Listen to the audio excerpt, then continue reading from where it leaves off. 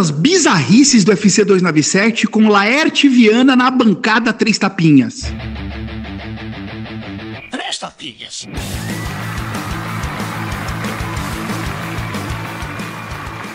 Cavaleiros e brutamontes, donzelas e desdonzeladas, eu sou Fabiano Rampazzo, pisando no octógono de Três Tapinhas, que não tem evento nesse próximo sábado.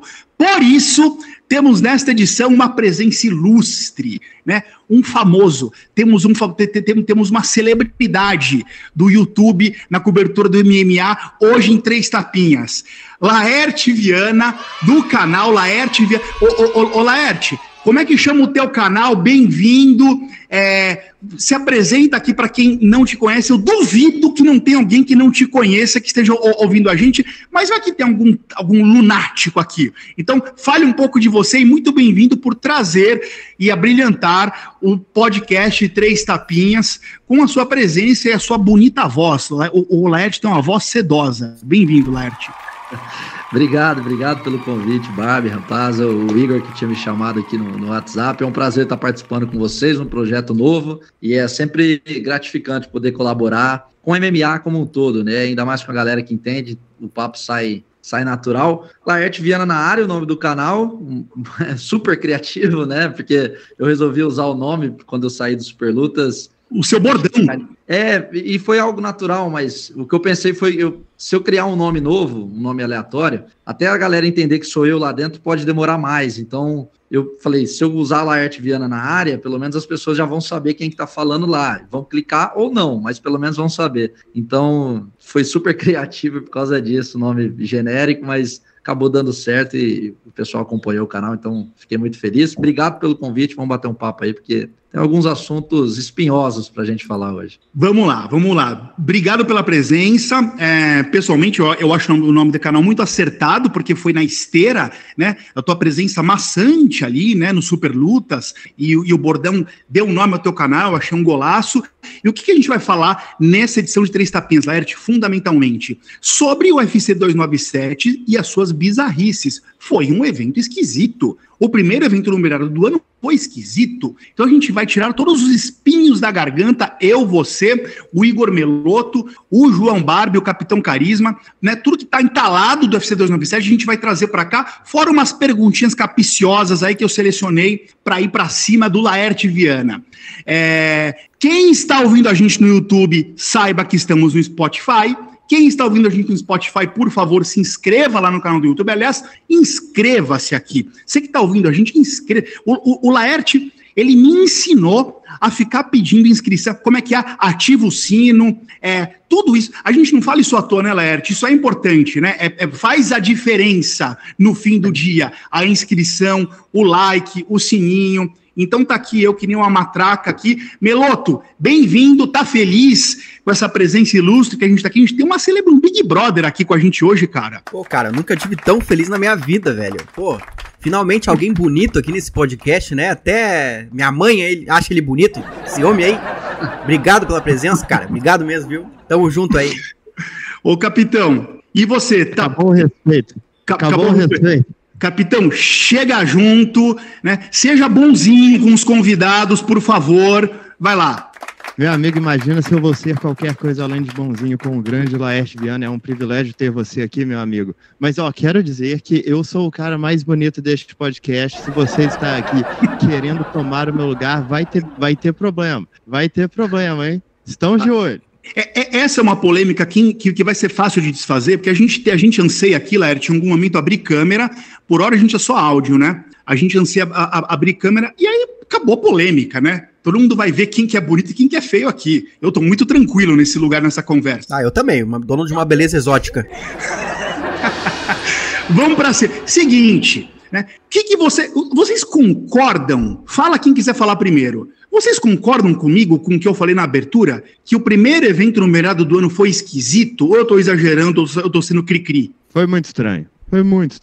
As pessoas estavam me perguntando aqui, por que você não gostou do evento? Eu estava falando, não sei explicar, teve um quê intangível ali, que fez o evento inteiro ser aquela coisa meio baixo nível, um monte de luta tendo resultado esquisito, um monte de decisões divididas, as lutas que pareciam ter muita ação, mas não estavam empolgando, teve muita coisa que Não sei. Foi um evento estranho. O que simboliza, né, o evento como foi aquele anúncio do Bruce Buffer lá, quando ele foi anunciar o vencedor da luta do Charlie Jordan e o Sean Woodson, e deu tudo errado, né? Aquilo foi muito esquisito. Eu fiquei com a sensação que o Bruce Buffer titubeou um pouco na hora de falar o primeiro nome e tudo. Mas, ô Laerte, você tá com o primeiro espinho na garganta pra tirar desse evento aí? Alguma coisa que deixa eu falar pra você aí mais sedosa? Começa você aí com o teu espinho, Laerte. Não, vocês estavam falando de evento estranho, Ele até começou bem, né? As 4 primeiras lutas foram um pouquinho mais empolgantes, mas depois o nível, na teoria, quando o nível era pra subir, o nível caiu. As 2 últimas lutas,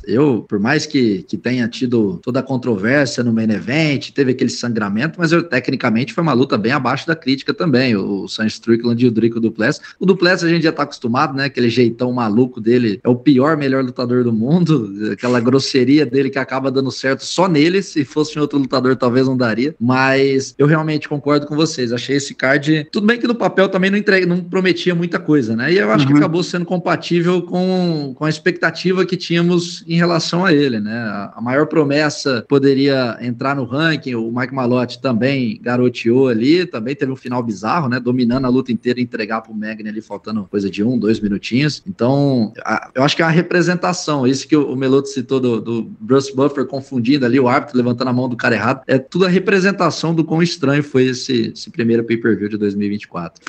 Olha, se eu for citar, a gente quer fazer aqui umas rodadinhas de espinhos na garganta, né?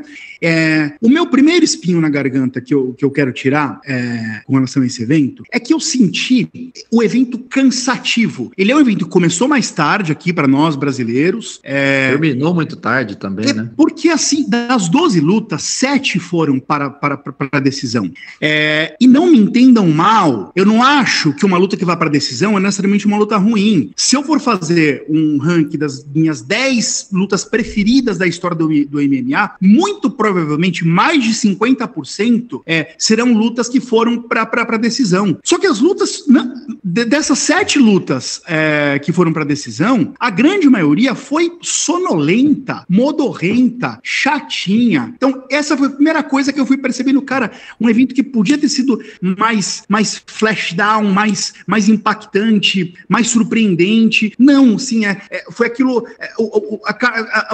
o script marcado, né? O lutador que ganhou o primeiro round, ganhou o segundo, ganhou o terceiro. Não foram lutas que tiveram reviravoltas também. Então, isso foi a primeira coisa que me incomodou, assim, um evento começou tarde, que se estendeu de um jeito monótono.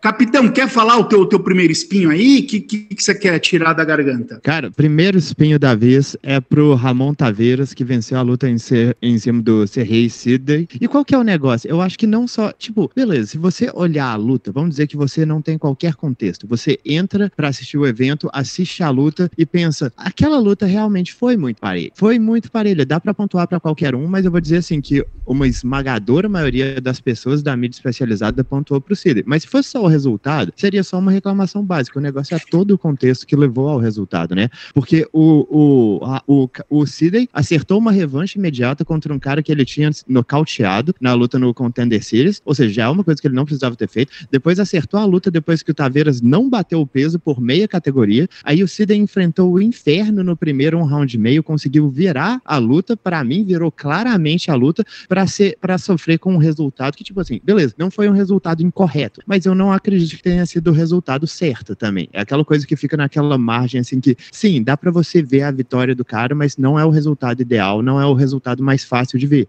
A impressão que dá é que os juízes fizeram força pra ver o Taveras vencer uma luta que, ele não bateu o peso pra aquela luta por meia categoria. Bicho, isso é muita coisa. O Sidney se lascou demais, sabe? Ele aceitou tudo, enfrentou o inferno, tava gerando uma virada impressionante só pra tomar esse resultado na cara. Eu fiquei extremamente decepcionado. Pois é, e ainda erramos o palpite lá num palpitão dessa luta, né? O Capita ainda teve isso. E você, Melô? Quer falar o teu primeiro osso de peixe da garganta aí? Tira ele. Então, falando um pouquinho até sobre o que o Barbie falou, né? Tivemos um canadense aí perdendo uma decisão polêmica em casa, né? O o Sidney. E, cara, uma coisa que pouca gente falou, inclusive, eu fui perceber, inclusive, depois do evento, é que as regras que a comissão de Ontário lá no Canadá utilizou, né, na questão do julgamento das lutas, na questão das regras dos golpes permitidos, são regras antigas, são regras de 2003. Eles não se atualizaram, não se modernizaram. Meu Deus! E nós já estamos aqui em 2024 e as últimas regras, né, a última emenda atualizada das regras, as regras unificadas, né, da maioria das comissões uso nos Estados Unidos, são de 2022. Então, isso afetou um pouco o julgamento também. A questão do jab do Strickland não contabiliza tanto naquelas regras antigas, porque o que se fala nas regras é golpes pesados, que valem mais. A defesa conta nas regras antigas. Nas regras atuais não conta. Então, de repente, as defesas de queda que o Strickland não conseguiu defender quedas, né? Embora o Dricus du Plessis também não atacou tanto enquanto a luta estava no chão, mas era uma vulnerabilidade que o Strickland demonstrou. Então, ainda acho que o Strickland venceu, beleza. Mas eu preciso ressaltar isso. Isso precisa evoluir, isso precisa melhorar, isso precisa, né, unificar para todas as comissões, né? O Laerte, é muito louco, assim, porque assim, eu vou te falar uma coisa, quero saber o que você pensa disso. Eu escuto uma coisa dessas que o Meludo acabou de falar, e eu me sinto, é muito interessante isso, assim, eu me sinto como se eu estivesse na era das cavernas do MMA, assim, parece assim, tipo assim, imagina vindo alguém do futuro, 300 anos pra frente, seus netos, bisnetos, assim, cara, engraçado, lá em 2024 teve um evento, uma vez, que foi julgado com regras de 20 anos atrás. Olha como os caras eram doidos. Olha como eles eram loucos. Parece que a gente tá vivendo o passado, assim. É muito louco porque tem uma das perguntas que eu vou te fazer mais pra frente, dando um spoiler aqui, que eu vou colocar o Laerte na berlinda. Vai um pouco ao encontro disso, assim, de como, por um lado, esse esporte que a gente tanto ama ainda é muito amador, né? Perfeito. E o mais bizarro de tudo isso é pensar que o UFC já foi pro Canadá inúmeras vezes. Não é que chegou lá e a comissão de repente não tinha estrutura, eles estão ainda se adaptando ao esporte. Anualmente, tirando o período da pandemia, anualmente o UFC vai ao Canadá e faz eventos por lá. E principalmente essa questão, fazendo uma analogia para a galera entender, o pessoal fala muito sobre os árbitros não serem profissionais no futebol. No MMA, as comissões, em muitos casos, cometem esses erros. Nesse evento em específico, eu nem acho que a gente teve um garfo bizarro, alguma coisa do tipo, acho que a gente até vai entrar nesse assunto. Mas, ainda assim, essa não profissionalização das comissões serem 100% terceirizados e nada acontecer de consequência com eles é muito bizarro, né? A gente vê erros absurdos e que não tem nenhum tipo de consequência. Exato. Você tira a bolsa do cara, você tira muitas vezes o emprego do cara, às vezes o cara tá com 2 derrotas seguidas, perde a terceira ali numa luta totalmente controversa e é demitido, e com o juiz que pontuou um absurdo, não acontece nada. Então esse caso do Canadá é só mais um exemplo do quanto ainda há muitas coisas para evoluir no MMA, principalmente nessas questões de arbitragem, de julgamento. Eu sei que é, obviamente, subjetivo, não existe uma regra fria, né? Não é igual ao futebol, a bola saiu ou não da linha de fundo, isso não existe no MMA, mas ainda assim eu acho que daria para profissionalizar de alguma maneira, para ser algo mais, não sei se a palavra é assertivo, mas a gente tentar de alguma maneira diminuir esse tanto de erros que acontecem, sabe? Perfeito. Quer falar alguma coisa, Barbie? Eu só queria falar que nesse assunto é porque a gente tá falando aqui de arbitragem lateral, mas eu também acho que é uma parada muito estranha, tanto que as regras mudam em determinadas comissões, as regras da luta em si. Então, por exemplo, teve aquela polêmica ali do Movsar Evloev atacar o Arnold Allen com aquelas joelhadas quase ilegais. E pra ser sincero, na hora que o juiz interrompeu aquela luta, e olha só aqui, eu não sei tudo, mas eu presto atenção nesse esporte, eu estudo isso há muito tempo, mas eu lembro direitinho que na hora que o juiz parou a luta, eu não faço a mínima ideia de qual que é a regra para joelhadas contra um oponente que tá no solo nessa comissão. E é um saco, né? Imagina, eu tenho que me atualizar disso para literalmente todo evento, porque todo lugar tem um conjunto de regras diferentes. Você vai pra porcaria dos Estados Unidos e estados diferentes têm regras diferentes. Bicho, não pode ser assim, não. O lutador endoida. Exato, não. Era das cavernas.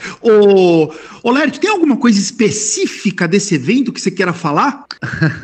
A galera talvez vai pegar um pouco no meu pé, mas da espinha, né, que você tinha perguntado antes, eu até hoje, até agora, a gente tá gravando isso aqui na quarta-feira, não sei se podia falar a data, mas enfim, já se passaram aí 2 horas, né, alguns dias do evento, e eu até agora não entendi por que o fã-clube do Strickland está tão histérico nas redes sociais, eles estão tão apavorados com o resultado, sendo que o mundo inteiro julgou como uma luta que poderia ir para qualquer um dos dois lados. Eu marquei pro Sean Strickland, achei que foi vitória dele por 3-2, mas os fãs estão tratando como se fosse algo de outro mundo, como se fosse um George St. Pierre e Johnny Hendricks, como se fosse, para quem acompanha mais, teve uma luta no Texas que teve uma saranduba contra o Alex Hernandes, depois eu até recomendo para vocês assistirem, uma das maiores bizarrices que a gente viu no esporte. Em casos assim, eu até entendo. Agora essa luta, a mídia especializada lá fora, 12 deram pro Strickland e 10 a favor aliás, 12 pro Duplessis e 10 pro Strickland. O Dana White não reclamou, vários outros, Henry Cejudo, Demetrius Johnson, Whittaker, enfim, nem o próprio Strickland reclamou e a galera tava em chamas na internet como se fosse uma das coisas mais absurdas. Eu entendo que não só por essa idolatria dele, que eu acho, não sei de onde vem, mas os comentários do Carlão Barreto e do Demian Maia, eles marcando 4-1 para o Strickland, o que é normal, né? Influencia. É a visão deles e faz parte, ainda mais com dois caras tão entendidos e com tanta credibilidade igual o Demian e o Carlão, naturalmente as pessoas compram os discursos e adotam aquilo como uma verdade absoluta. Às vezes o cara nem sabe o que ele tá pontuando, mas, pô, o comentarista falou que tá 4-1. Na hora que vai 3-2 pro outro, causa um susto. Perfeito. E aí a galera comprou isso como se fosse uma verdade absoluta, o que definitivamente não era. A luta poderia... O Guilherme Bravo foi no Portal do Vale Tudo no domingo e fez uma análise. Guilherme Bravo, pra quem não sabe, árbitro especialista em pontuação, escreveu um livro de regras e tudo mais, falando que poderia perfeitamente ir pra qualquer um dos dois lados, que não é um garfo, não é nada do tipo. Mas os fãs do Strickland não estão aceitando e eu não entendi o porquê até agora. Da onde vem? Parece que foi o Charles que lutou, pô. Ô Lert, eu só não vou comentar e chancelar tanto o que você falou como eu gostaria, porque daí eu vou comer o meu próprio próximo espinho da garganta, que vai justamente ao encontro de tudo o que você falou. Eu só vou expandir um pouco mais. Agora, de tudo que você falou, o que eu me pergunto, e eu não vou entrar nessa polêmica porque eu não vou, o que eu me pergunto é por que temos no Brasil um fã-clube do Sean Strickland? Isso pra mim, porque, né? Cara, isso é muito sintomático. Isso me entristece, né? Isso me entristece. É só isso que eu digo. Mas enfim, pessoal, vamos seguir. Seguindo aqui, a gente tem convidado especial, né? A gente tem celebridade aqui hoje, mas não vou deixar de fazer o quadro Rampazzo Reage, porque senão vocês vão ficar chateadinhos. O que eu vou dizer só é que vai ser mais curto. Dessa vez eu vou ser mais faca na caveira pra gente aproveitar o tempo do Laerte aqui. O Rampazzo Reage é o seguinte, Laerte, a gente é pequenininho no YouTube, né? Então a gente precisa valorizar quem comenta. A galera vai lá, comenta nos nossos posts, eu sapeco, seleciono alguns comentários aqui, leio em voz alta e reajo ao vivo. Vamos lá, o primeiro que eu selecionei aqui é do Super Mario Vitor. Duplessis me passa uma vibe parecida com a do Charles do Bronx. Aquele cara que não convence a galera, que parece ter um asterisco, mas que sai vencendo todo mundo. O Whittaker passava muito a impressão de que só seria derrotado pela Adesanya nessa divisão. A vitória do Duplessis sobre ele foi gigantesca. Eu quis selecionar porque esse foi um comentário que envelheceu bem, né? O cara fez isso lá atrás, antes da luta, veja bem, hein? Isso aqui são comentários que foram feitos antes da luta acontecer. E o cara meio que matou a charada, né? De fato, tem uma coisa meio no Duplessis aqui de que as vitórias simplesmente acontecem pra ele. Não sei como, a gente tá olhando agora, ele tá com um cinturão, é inacreditável. Boa. O próximo que eu sapequei aqui foi o seguinte... Ainda esperando a resposta... pelo amor de Deus, né? Ele é do Rodrigo Bertoldo. Aí, Rodrigão. Ainda esperando a resposta do capitão sobre quem venceria sobre uma eventual luta entre Rakhmonov e Chimaev. Capitão, pra gente valorizar a presença VIP do Laertão, 30 segundos para o senhor responder essa. Quem venceria entre Rakhmonov e Chimaev e por quê? Minha aposta hoje seria no Rakhmonov. Eu acredito que é simplesmente porque ele mostrou menos brechas até o momento, e questão de tanque de gás, eu acho que seria o diferencial aqui, né? Porque o Chimaev, bicho, beleza, ele pode ter o melhor wrestling e o melhor jogo por cima, mas pra começar, eu não acho que seja tão melhor assim, e pra secundar, ele só consegue fazer esse jogo realmente por um round. Eu já vi o Rakhmonov sair na porrada em alta intensidade contra um cara que ele não conseguiu quedar, que é um excelente trocador, e conseguir levar melhor. Então, pra mim, essa luta passa muito a impressão que sim, o Rakhmonov passaria problemas, mas eventualmente ele tomaria o conta das ações e acabaria inclusive definindo a luta, porque ele define todo mundo. Eu acho que no momento atual eu realmente não tenho um argumento sólido para palpitar no Chimaev. Olha aí, Rodrigão, olha que resposta cravada, certeira. Eu discordo, eu não consigo apostar contra o Lobo, não consigo.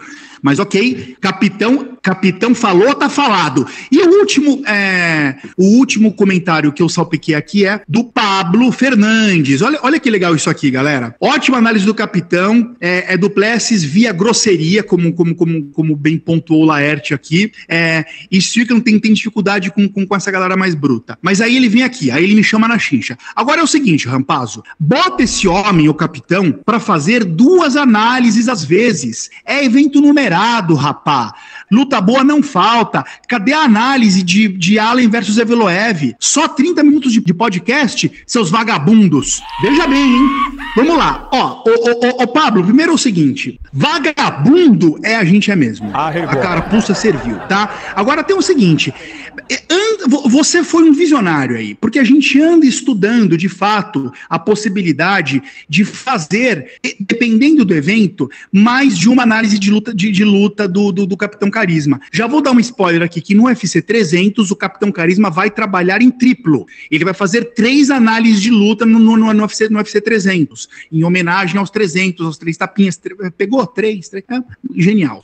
Agora, de fato, quando for um evento numerado, a gente pode abrir uma exceção para puxar 2 análises. Lá no finado round extra, quando o Capitão estava lá, ele fazia análise de todas as lutas. Será que todo mundo tem paciência de ver um podcast mais longo? É uma coisa que a gente se pergunta. Então comentem aqui abaixo se vocês de fato não vão desanimar quando aparecer o tempo de vídeo ali do nosso podcast e estiver dando mais de 1 hora, porque a gente fica achando que a coisa pega melhor quando tá mais curtinho. Então comentem aqui, porque dependendo da resposta, a gente coloca o Capitão Carisma para trabalhar mais vezes. Por que não? Amamos as análises de luta. Mas sugestão mais do que anotada. Na verdade, você foi ao encontro do que a gente já planejava aqui. Muito obrigado a todos que comentaram. Eu não consegui selecionar o comentário aqui, porque senão a gente ia desperdiçar os olhos castanhos do Laerte Viana. Vamos voltar pro roteirinho aqui, para a segunda rodada de Espinho na Garganta. Ô Meloto, começa você com essa segunda rodada Espinho na Garganta, por favor. Cara, eu vou de novo falar sobre a questão da intolerância das opiniões, né, que o pessoal tem. Intolerância a opiniões diferentes. Quando a gente fala uma coisa que a pessoa não concorda, aquilo ali é um absurdo. Por exemplo, nesse último sábado aí no UFC, eu não assisti tão bem, com tanta atenção à luta principal, mas eu comentei dizendo assim, preciso rever, sem distração, mas a sensação foi que o Du Plessis fez o suficiente pra vencer. Não que realmente ele venceu, mas que ele pode ter dado margem pra um juiz ter dado a vitória pra ele. Foi isso que eu falei, sem ter visto a luta com tanta atenção, porque eu tava trabalhando, fazendo um monte de coisa ao mesmo tempo, e cara, choveu crítica, só fala todo evento tu comenta porcaria, enfim, olha que eu quase nunca comento nada, nunca dou minha opinião, né, só falo informação. E é isso que acontece, a galera mal sabia que nem as regras do evento lá eram as normais, eram as tradicionais. Então esse tipo de coisa precisa acabar e estamos aqui, né, pra tentar alertar a galera. Galera, vamos respeitar mais a opinião dos outros. Ô Laerte, fala pro Meloto parar de ser ingênuo, ele tá na internet, cara. Isso vai acontecer até o fim da vida. Bem-vindo ao clube. Você foi atacado por falar que o Du Plessis foi... Eu fui atacado por concordar com a vitória do Strickland só por não ter achado o assalto ao Banco Central, a luta, e os caras me atacaram também. É isso, irmão. Infelizmente, é o ônus da internet ali. Tem muita gente intolerante. Não tenho nenhum tipo de esperança que isso vá melhorar. O legal de fazer é ignorar. Vim falando merda, bloqueia, oculta do canal, deixa o cara falando sozinho, oculta das redes sociais, enfim. Eu acho que não tem vez para quem é intolerante. Para intolerante não tem vez. Então, não tem papo, não tem nada. Nosso papel é se comunicar com quem tá afim de dialogar, de trocar argumentos. Com essa galera, a gente bloqueia e deixa falando sozinho. Eu acho que assim também, a audiência discordar da gente, trazer outros pontos de vista. É essencial. Isso a gente cresce com isso, claro, né? O problema é, de fato, a galera que cross the line, né? Que acha que tem o direito de, em nome da discordância, te ofender e ir por outro caminho. Aí eu concordo 100% com você, aí é no-brainer.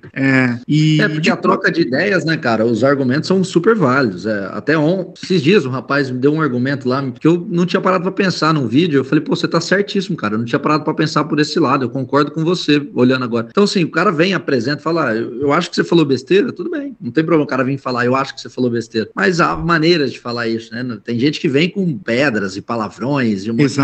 E não é só porque a gente tá ali produzindo conteúdo, entre aspas, figura pública no meio do MMA ali, que a gente é obrigado a aguentar desaforo. Então, o intolerante não há espaço. Então, a troca de ideias, de argumentos, eu acho muito legal, pontos de vista diferentes, mas com ofensa é rapidinho, é só o botãozinho ali do bloco.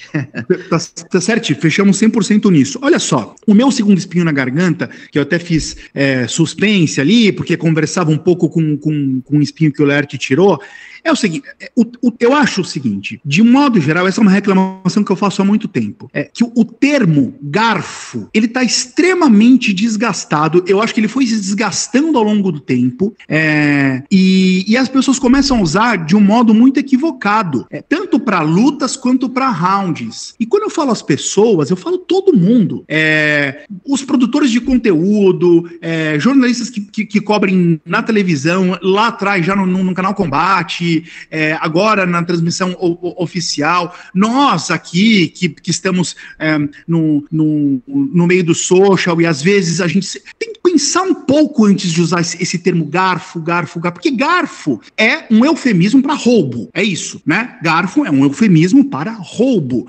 E a gente está falando de um esporte que tem uma análise extremamente subjetiva. É o que o Laerte falou no comecinho também. Não é assim, você coloca um chip, a bola passou da linha, é gol. Não passou, não é gol. Não, eu acho que tem dá até para fazer umas analogias com futebol de outros lances. Eu lembro de ver mesas redondas durante horas de futebol, vendo uma entrada e metade da mesa revendo o lance, replayando, voltando, frisando, metade falando, não, ele pegou a bola primeiro, a outra metade, não, foi pênalti. Cara, vocês estão há 30 minutos vendo o mesmo lance, vindo e voltando ao mesmo tempo, e metade acha uma coisa e metade acha outra. Então, assim, existe no esporte uma subjetividade que a gente tem dificuldade de aceitar.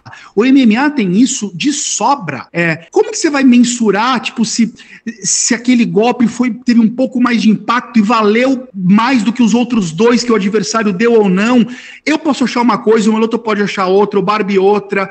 Então, assim, lutas parelhas e rounds que podem ir para um lado para o outro sempre vai existir. Não é por isso que é garfo. Para chamar de garfo tem que ser uma coisa estrondosa, absurda. Eu ainda acho que vai acontecer um dia de um juiz dar 50-45 para um e o outro juiz dar 50-45 para outro. E os dois vão estar certos, porque foram 5 rounds parelhos. Então, eu acho assim, tipo, quero usar esse microfone e esse canal para, assim, vamos usar com mais parcimônia o termo garfo, porque neste evento não teve nenhuma luta garfada. Não teve. Teve luta parelha. É isso. Ô, Barbie, quer falar alguma coisa ou quer já tirar o teu espinho na sequência aí? Eu poderia debater sobre esse tópico para sempre, né? Mas como a gente tem tempo, eu acho bom passar pro próximo aqui. Que o meu outro espinho é que a luta principal ganhou o prêmio de luta da noite. E pra ser sincero, eu juro que eu me sinto naquele negócio de efeito Mandela. Tá todo mundo lembra de alguma coisa que eu vi e todo mundo parece lembrar diferente do que eu lembro, né? Porque tá todo mundo falando, cara, que lutaça, que guerra, isso aqui lá, e eu tava... Bicho, eu parei de prestar atenção em alguns momentos. Porque sim, foi uma luta bem movimentada, foi bem ativa, mas ela foi meio que a mesma coisa acontecendo o tempo todo, sabe? Acabou que foram 5 rounds de um achando, eu tô fazendo a estratégia certa, eu tô ganhando, e o outro achando, eu tô fazendo a estratégia certa, tô ganhando. Não teve progressão, não teve evolução da luta, assim. Claro que teve, tipo assim, o Duplessis ganhando espaço pouco a pouco, mas só que no geral, beleza, foi uma ótima luta, tranquilo. Não foi a melhor luta da noite. Cara, esse prêmio não ter ido pro Sidney contra Taveras, que eu já considero que talvez tenha sido uma das melhores lutas do ano de 2024, que ainda nem começou. Cara, eu simplesmente achei isso completamente fora do normal. Eu acho que a UFC querendo fazer a gente engolir essa luta como um exemplo de lutaça que eu realmente não acredito que tenha sido.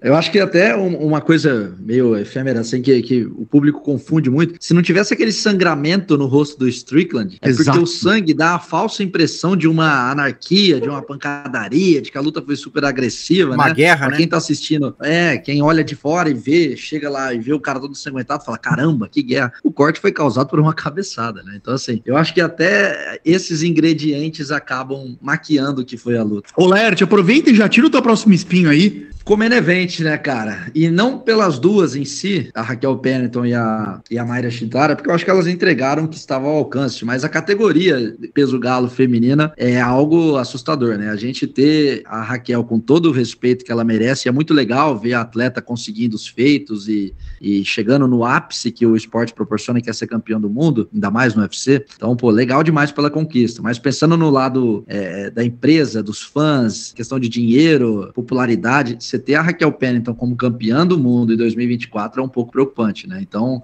é algo... A Kayla Harrison até foi contratada agora, né? Eu não sei como ela vai bater 61 quilos, de repente arranca um braço e consegue, mas ela é o sopro de esperança, né? Quase que um pedido de socorro do UFC para tentar, de alguma maneira, salvar essa divisão peso galo feminino, estreia contra a Holly Holm no UFC 300, mas fora isso, se a Kayla não conseguir se manter saudável com 61 quilos, o que é algo, até pode bater o peso, né? Mas a que custo, né? O quanto isso pode cobrar de performance para ela, um peso que ela nunca bateu na carreira. Se tirando a Kayla Harrison dali, a divisão peso galo feminina é algo preocupante ali. Até a renovação, você vai olhar, tem a Juliana Pena, que também não é uma boa lutadora, mas até ganhou popularidade depois que venceu a Amanda e saiu falando besteira na internet, besteira no sentido bom, né? Soube aproveitar o trash talk, mas fora isso, é um cenário ali que não dá nenhum tipo de esperança de que teremos dias melhores a curto, médio prazo. Putz, Meloto, essa categoria já foi tão interessante, né? Putz, demais. Muito. Não, e é um desespero do UFC, né, em contratar a Kayla Harrison pra resolver os problemas deles e colocar essa luta de peso galo no UFC 300. Isso demonstra que eles não conseguiram, ao longo do tempo, construir, né, uma categoria boa pra pegar alguém que ele já tem no plantel e botar no 300. Tiveram que pegar alguém de fora, alguém da PFL, que ele sempre julgava mal, ainda por cima, pra engrandecer o card. Exatamente. Barbie, quer falar alguma coisa ou podemos partir aqui pras perguntas capiciosas que eu vou pra cima com o pé na porta aqui em cima do Laerte? Cara, eu só queria tocar nesse assunto um pouquinho, só porque eu acho que eu inclusive já falei isso no podcast, mas teve uma vez que, por curiosidade, eu fui pegar o top 5 da categoria dos pesos galo feminino de 6 anos atrás e o top 5 atual, e são basicamente as mesmas lutadoras, só mudou um pouco a ordem, mas cara, isso aqui pra mim é uma coisa surreal. O Laerte tava falando aqui de renovação, esse aqui que é o problema da categoria, não teve renovação, foi literalmente zero, todas as promessas da categoria foram barradas na entrada do top 10, e a gente tá tendo as mesmas lutadoras. A Raquel Pennington tá na UFC há 10 anos. Ela pegou a disputa de cinturão há 5 anos contra a Amanda Nunes. 5, 4, eu não sei mais. 6 anos, quase. 6 anos. 6 Cara, anos. Isso é um absurdo. Que ela pegou há 6 anos e eu tava pensando, pô, esse é o ápice da carreira dela. E 6 anos depois ela é campeã. Bicho, tem algo errado aqui. Tem algo errado. Perguntas capiciosas. Dessa vez eu deixei Meloto e Barbie de lado e fui nele. Preparado aí, Laerte? Posso chegar chegando? Lá elão. Vai embora. Vamos. Partiu. Cara, é o seguinte, a primeira pergunta que eu quero te fazer é o seguinte, desculpa, mas ela precisa de um pequeno preâmbulo. Eu lembro de um professor meu, eu me formei em jornalismo no final da década de 90, e lembro de um professor meu comentando de que o meio dos esportes, as editorias de esporte, dos esportes, dos canais de televisão, das editorias dos jornais, era onde era mais difícil praticar o bom jornalismo, porque tinha sempre muita coisa corrompida, muita coisa de disse-me-disse, de acordinho, uma certa involução por parte dos atores ali, então muita panelinha. Estou fazendo isso porque, se de um modo geral a editoria de esporte já é um pouco assim, o MMA é assim a terceira potência, né, ao cubo. E aí eu te pergunto assim, você sente que o MMA, ele é de fato ainda um meio muito amador e de que, de certa forma, os lutadores não têm estrutura para receberem as críticas que eventualmente chegam ou chegariam sem levar isso para o pessoal? Óbvio que eu estou fazendo essa pergunta porque você é um expoente da cobertura do MMA aqui na internet que se propõe a fazer entrevistas.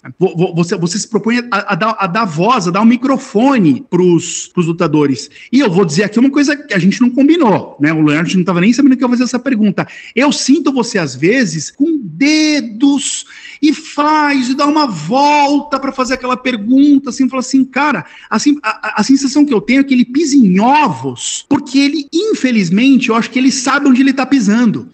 Você tem a manha de contar um pouco pra gente aqui a cozinha dessa história toda? Eu acho ótima essa pergunta sua, concordo com ela, e eu acho que eu já até falei isso uma vez, não lembro aonde, até peço desculpas, mas eu citei o caso do Cigano. Eu vou começar pelo final, já pelo exemplo, para falar. Isso que você citou de pisar em ovos. Eu acho que o mais importante é você não deixar de tocar no assunto. Se o público quer saber, eu vou pegar o exemplo do Cigano. Eu lembro que eu gravei com ele vinha de 4 nocautes consecutivos no UFC. A iminente demissão. Então, quando você vai falar com um cara nessa situação, é óbvio que você tem que perguntar para ele, você tá com medo de ser demitido? Você acha que você vai se manter no UFC? Porque é isso que o pessoal quer saber. O pessoal não quer saber como é que tá a vida dele, como é que foi quando ele foi campeão em 2012, 2011 contra o Velasquez. Então, assim, você tem que tocar no assunto. Isso você não pode deixar de tocar, mas é a maneira que você chega nele. Se eu chego pro Cigano na primeira pergunta e falo, e aí, Cigano, por que você só tem perdido? Por que você foi nocauteado 4 vezes seguidas? Você tá achando que você vai ser demitido na próxima? Você tá fazendo a pergunta que a galera quer ouvir, mas de um jeito extremamente grosseiro. É o confronto. O cara vai se sentir de alguma maneira intimidado e nas próximas, ou é resposta curta, ou na próxima ele não te dá entrevista. Agora, se você souber...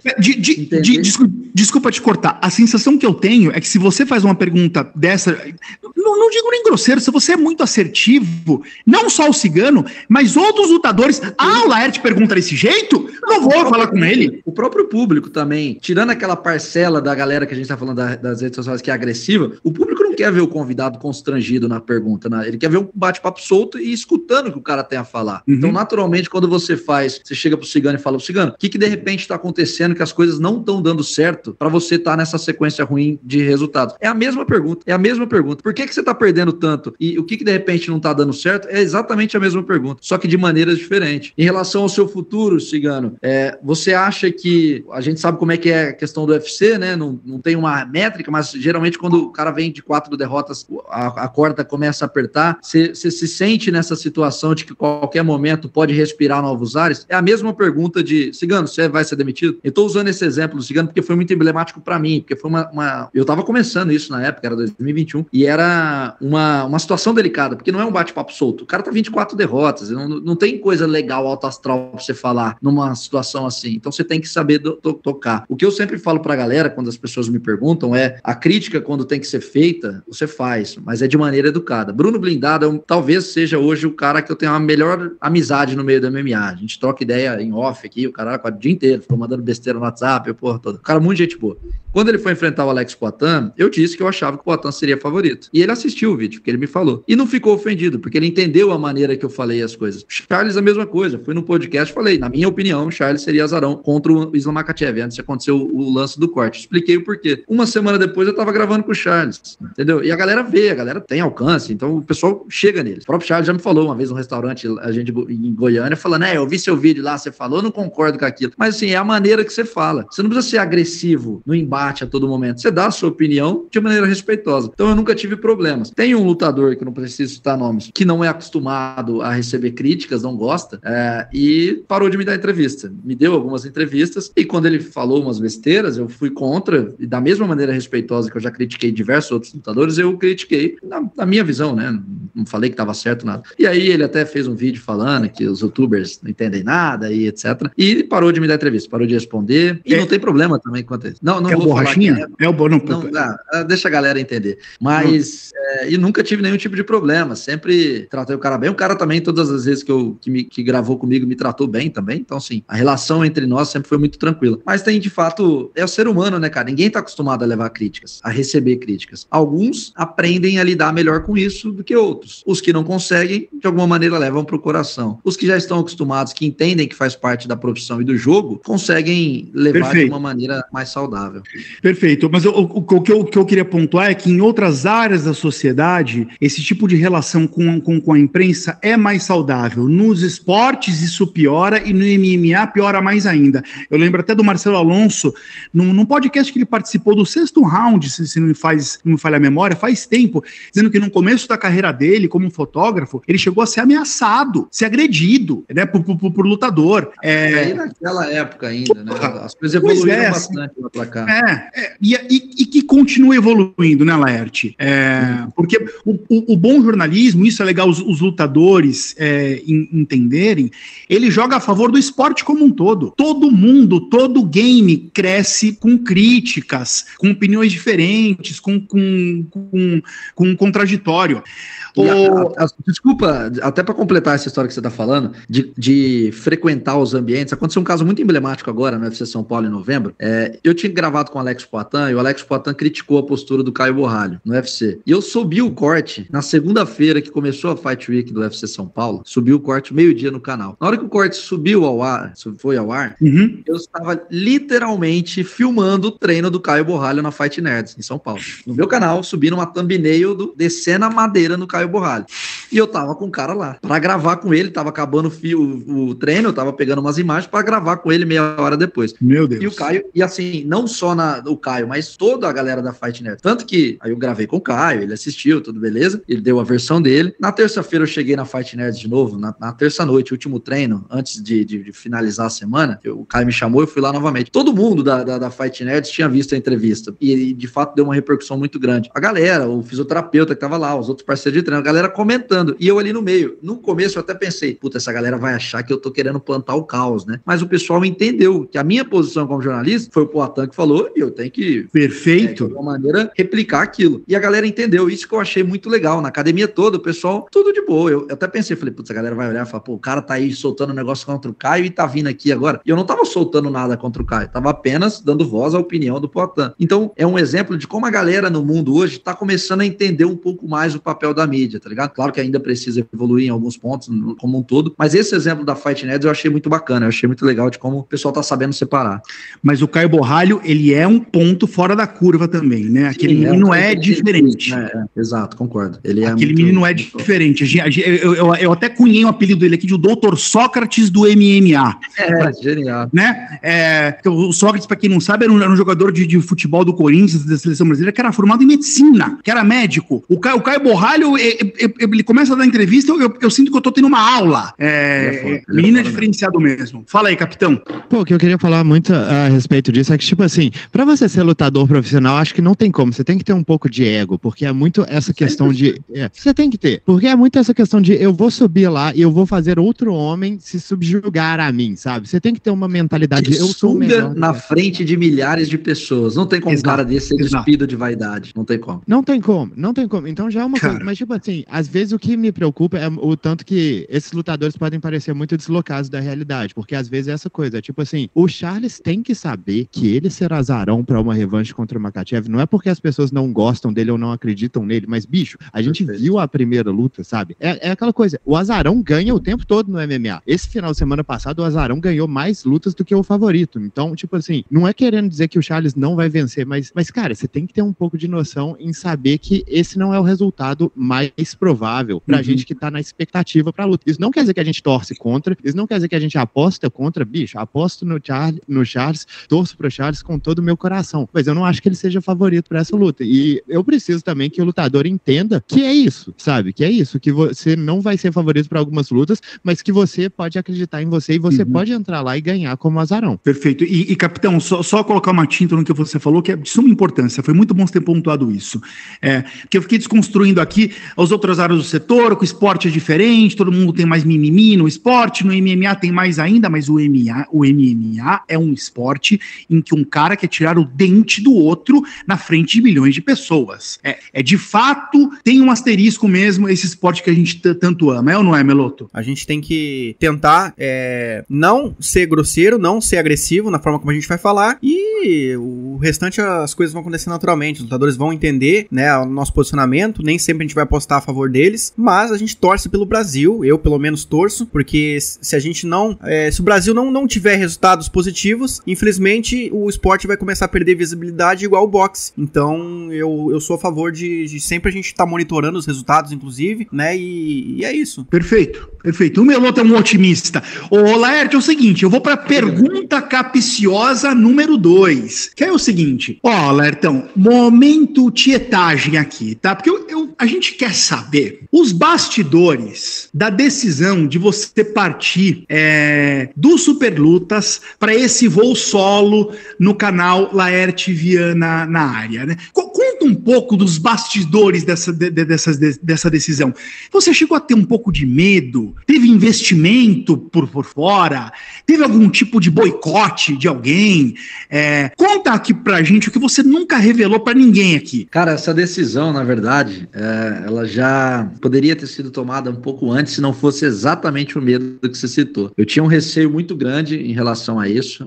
Eu lembro que o Léo Patera, empresário do Malhadinho, é um exemplo claro, é um cara que eu converso bastante, e ele sempre ficava, até no Rio de Janeiro, no evento que teve basicamente há um ano, né, dia 21, 22 de janeiro do ano passado, na Fight Week lá, e ele sempre falava, pô, cara, você tem que, vai pra carreira solo, abre o seu canal, faz o seu. Alguns outros lutadores, o próprio Blindado que eu citei, o Bruno Souza, que eu acompanhei lá no Karate Combat, alguns atletas que eu sou mais próximos, o Poitin falou pra mim uma vez, falavam, pô, cara, abre o seu canal, lá ele, abre o seu canal no YouTube sozinho, porque, pô, já construiu um nome, você vai bater asas aí, pode ser melhor pra você, em tudo, né? Só que me faltava coragem, de fato. E aí, em maio desse ano, após aquele evento que o Durinho perdeu pro Belal, quem que foi a luta principal? Acho que foi Cerrudo e Sterling, se não estiver enganado. Agora, o pay-per-view de maio de 2023. Na terça-feira, melhor dizendo, após esse evento, do nada eu acordei e o canal do Superlutas tinha tomado um strike pela questão da patrocinadora, que a gente falava e etc. Uhum. E aí,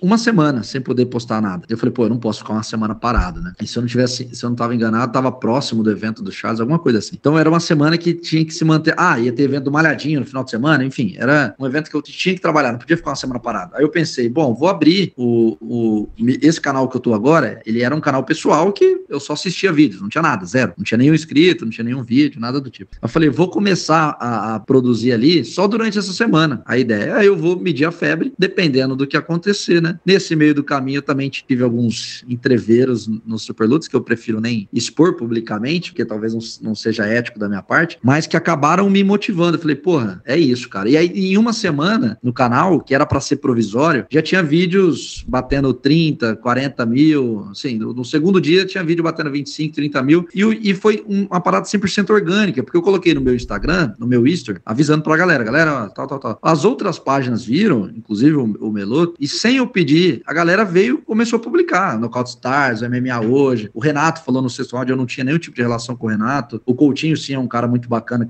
que eu era mais próximo, divulgou, o Rafa da MMA Hoje, acho que o Vini do Diretaço falou também, enfim, as páginas como um todo começaram de maneira orgânica a divulgar, então o pessoal foi indo, em uma semana eu meio que pulei aquela etapa de um recomeço, que era o que eu tinha tanto medo, entendeu? E então foi rápido, eu fiquei muito, muito surpreso, grato, obviamente, mas muito surpreso, eu realmente não esperava que fosse ser dessa maneira, e aí isso foi no meio de maio, né, a gente bateu agora 100 mil no começo de janeiro, então foi, claro, eu entendo que o trabalho construído no Superlutas dá credibilidade, dá pro pessoal acompanhar, mas ainda assim, foi algo sem ser planejado, a minha ideia foi, eu vou abrir agora, dependendo do que acontecer, eu volto pro meu canal fixo no final do ano, que seria agora, comecinho desse ano, só que aí foi no improviso, e as coisas foram. Eu acho que se eu tivesse que tomar a decisão, sendo bastante sincero, a decisão sozinho, friamente, se não tivesse rolado o strike, eu não teria tido essa coragem. Olha que louco. Eu admito, eu não teria tido a coragem. Então, olha como as coisas são. A malice que vem pro bem, o famoso clichê, perfeito. Foi o que aconteceu. Mas, Laerte, e dá muito mais trabalho? Não, porque eu era exatamente, no Superlutas, tudo que eu fazia lá eu faço aqui. No Superlutas eu não tinha nenhum tipo de ajuda. A marca só não era minha e eu tinha que dividir monetização, eu tinha que dividir patrocínio, mas tudo que eu fazia era absolutamente sozinho. Desde sentar a bunda na cadeira para escrever o roteiro, decorar o roteiro, gravar, editar, fazer thumbnail, rede social, não mudou absolutamente nada. O trabalho é exatamente o mesmo, sem uma linha de diferença, tá ligado? E a motivação é muito maior, né? Porque agora a parada é minha, né? Então, exato. Entendeu? Tipo assim, e eu não tô nem falando só financeiramente, mas, pô, meu nome, é o legado. Meu rosto que tá ali, é o legado, tá ligado? Então, aí a página no Instagram que o Luiz Brown que toma conta, pô, tá com quase 50 mil já e abriu em junho, um mês depois, pô, legal demais, o moleque faz um trabalho maravilhoso. Então, assim, é a marca como um todo, tá ligado? Tipo, e sem querer, aquilo que a gente falou no começo, é o nome que vai, né? O Laerte Viana na área. Então, é diferente, é uma motivação extra ali e aquilo aconteceu por um acaso, mas foi, acho que, o melhor acaso que já me aconteceu. Ô, capitão, olha que inspiração pra gente a história do Laerte Viana, hein, meu amigo? Uai, mas como não? Cara, eu conheço o Laerte há muito tempo. Há muito tempo. Eu, assim como eu conheço o Meloto há muito tempo. Pra mim, ambos são uma inspiração, porque eu vi, esses caras estavam lá no mesmo nível do seu capitão, e subitamente os caras estão estourando aí Brasilzão afora, e eu fico, caramba, cara, um dia, muita inspiração. Vocês dois estão de parabéns pelo que vocês já conquistaram nesse mundo do MMA. Vocês são, assim, ótimas influências para esse Brasilzão. A gente tem aqui como meta revolucionar esse esporte dentro do Brasil, porque, bicho, esse esporte precisa de muitas pessoas como vocês. Né? Gente, não, e não capitão, é só no Brasil. Só entender uma coisa. Eu ia dizer, e não é só no Brasil, gente. O Laerte tá fazendo sucesso até no Japão. Não sei se vocês sabiam disso. Eu tô falando que o Laerte é uma celebridade. Eu vou até postar esse negócio aí, eu tinha esquecido. Você me mandou, cara. Obrigado, verdade. Tinha esquecido disso. A gente tá com uma celebridade aqui, eu tô falando isso desde o início. Agora, eu não posso deixar de perguntar, capitão, só uma coisa. O Laerte e o Igor Meloto, eles são inspiração pra você, inspiração pro Brasil, e eu não sou nada? Você é um amigo querido. Você, na verdade, é a cola que faz tudo isso funcionar. Você é o melhor de todos, porque você... Ô, louco, capitão, querendo me deprimir aqui. E agora, te contar que, assim, eu devo ter o mesmo número de seguidores no Twitter do que você, então não vamos entrar por esse barco, não. A gente tá competindo com barra muito pesada aqui do nosso lado, ok? Vocês todos são meus ídolos. Vamos embalar esta edição histórica de Três Tapinhas, né? A edição histórica com Laerte Viana, né? Do canal Laerte Viana na área. Ele entrou para nossa área aqui por alguns minutos, 1 hora, sei lá quanto tempo. A gente não foi vagabundo hoje, hein? O inscrito aqui que falou que a gente é vagabundo, hoje a gente estourou um pouco tempo aqui. E partir para o encerramento com os nossos tapinhas de despedida, né? Que, o Laerte, que funciona assim, a gente se despede dando um tapinha no ombro ou um tapinha na cara se estiver revoltado. Capitão, ele sempre tá revoltado, é quase sempre tapa na cara. Quer começar você aí, capitão? Ou você tá de bom humor hoje? Não, hoje é um bom dia e é engraçado, né? Porque o meu tapinha vai justamente no ombro de um lutador que eu normalmente torço contra, que é o Dricos du Plessis. Inclusive, já lembrando aqui, minha aposta para terminar o ano como campeão dos médios, e esta aposta aqui, meus amigos, está indo bem, viu? Mas enfim, por que é essa aposta? Eu acho que foi uma coisa que eu li depois que ele venceu o Whittaker, que a ideia do du Plessis é tipo mecânicas contra estratégia. Porque não tem como você olhar para as últimas lutas do Dricos e falar, esse é um cara que tem mecânicas melhores do que o adversário. Tipo assim, ele é fundamentalmente mais correto que o adversário. Ele não é, mas então por que ele ainda assim tá ganhando? Porque ele tem as ideias certas. É tipo assim, ele coloca a guarda lá super alta, ele tava começando a fazer o hand fighting contra o Strickland para tentar inibir o jab, forçar o Strickland a atacar mais com a mão direita, e dessa forma, quando ele pulava em cima do Strickland, ele não tinha tanto problema do Strickland ficar tirando os golpes dele, porque ele já tava tirando a mão do Strickland antes. Então, qual que é a ideia aqui? Ele não é o cara mais técnico, mas ele faz a estratégia pensando justamente em como que eu vou vencer este oponente mais técnico do que eu. E já são 2 lutas seguidas que isso funcionou muitíssimo bem. A gente fica pensando, esse cara tem um primeiro round forte e depois ele vai só pra baixo. E pelo contrário, na verdade, ele foi só crescendo nas 2 lutas que ele fez, justamente contra os melhores oponentes que ele teve. Então, tipo, depois que ele venceu o Whittaker, eu já comecei a pensar nisso, foi justamente por isso que o meu palpite pra essa luta foi no du Plessis, porque eu pensei, esse cara pode ser um troglodita, mas ele também é um cara esperto com as habilidades de troglodita dele. Olha, eu vou fazer uma confissão, tá? Pra mim, o Dricos du Plessis ser hoje campeão do peso médio do UFC é uma prova de que eu não entendo nada de MMA. Pelo amor de Deus, cara. Nossa, calou minha boca, assim, pra mim isso ainda é inacreditável, é um sonho. Laerte, vamos lá, qual que é o seu tapinha de despedida? Você vai estrear em Três Tapinhas dando tapa na cara? Hoje não. Já fui muito crítico no começo com as 2 lutas principais. Arregou. Eu queria dar os parabéns, o tapinha no ombro, pelo menos a tentativa, a sacada que o Dana White teve em trazer a Kayla Harrison para o UFC nesse momento que está tendo uma escassez de possíveis e prováveis estrelas no esporte. Então eu acho interessante, pelo menos, a jogada que eles fizeram. Já coloca no card principal do UFC 300, vão tentar replicar o trabalho, claro, guardadas as devidas proporções, o trabalho que fizeram com a Ronda Rousey no início da década passada, então eu acho muito válido. Acho que o MMA precisa, não só a categoria peso galo, que a gente comentou mais cedo, mas como um todo, né? A gente precisa de novas estrelas no esporte. Eu acho que a sacada de trazer a Kayla nesse momento específico, com todo o contexto do UFC 300, eu achei muito inteligente do Dana White. Então o tapinha no ombro vai para ele, para essa contratação que pegou todo mundo de surpresa, né? A gente cogitava isso há alguns anos, mas recentemente estava voando meio fora do radar. Eu, pelo menos, fiquei muito surpreso quando vi ontem à noite. A gente aqui ficou bem animado também. O Meloto é o seguinte, eu vou falar o meu tapinha por último, mas eu já vou antecipar que ele também vai ser no ombro. Então assim, o tapinha do Barbie foi no ombro, o tapinha do Laerte foi no ombro, o meu tapinha vai ser no ombro. Sim. Você vai salvar a gente, ou a gente tá todo mundo aqui andando nas nuvens, ou você vai vir com trazer um pouco de vergonha na cara pra gente aqui e esbofetear a cara de alguém? Sim, com certeza, gente. Meu tapinha vai ser na cara. Vai ser na cara do Dana White. E é com juros ainda, porque era pra ser antes. Tá atrasado esse tapinha. Eu não admito que ele coloca 2 chinesas. Nada contra a China, mas é queimar cartucho no UFC 300. Luta valendo cinturão, claro, uma luta importante. Mas tinha Tatiana Suárez dando sopa aí. Por que ele não colocou a Tatiana Suárez pra disputar o cinturão contra a Zheng? Aí ele bota 2 chinesas. Vai ter a atenção do povo chinês, obviamente, né? Bastante. Mas ele já teria se colocasse uma. Por que ele coloca 2 chinesas? Aí agora fica lá essa luta lá, que a gente obviamente vai assistir, vai gostar, mas eu acho até que é um mismatch, a Zheng vai ganhar fácil, e aí, enfim, né, vou dar mais um tapa nele aqui agora, toma, mais um. Muito bom. Essa despedida dessa edição aqui mostra como as pessoas são passíveis de críticas e elogio, né? O Dana White ganhou um tapinha na cara e um tapinha no ombro, e os dois foram muito bem justificados.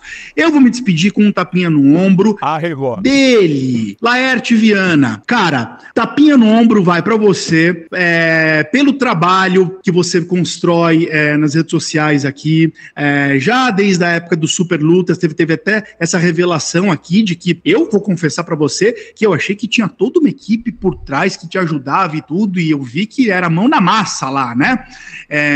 Então isso é muito legal, porque assim, aquela hora que a gente tá carente, que a gente quer uma notícia, que a gente quer ver alguma coisa nova, tá lá o Laertão alimentando o nosso feed, trazendo alguma coisa bacana, de diferente, é de fato alguém que dedica horas, né, que para a vida dele, é o trabalho dele, assim.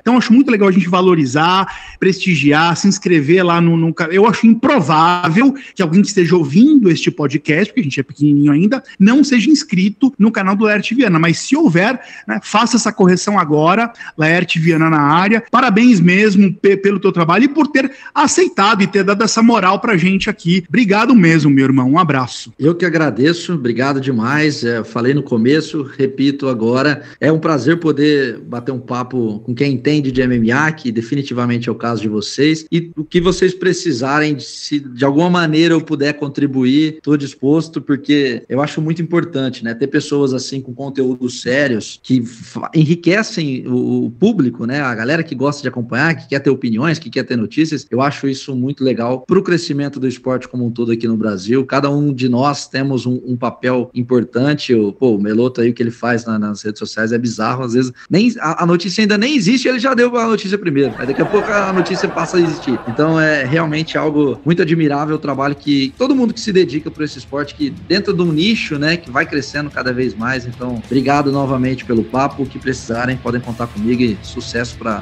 todos vocês. Obrigado, cavalheiros, obrigado, Brutamontes, obrigado, donzelas e donzeladas. Até a próxima edição de Três Tapinhas. Três Tapinhas.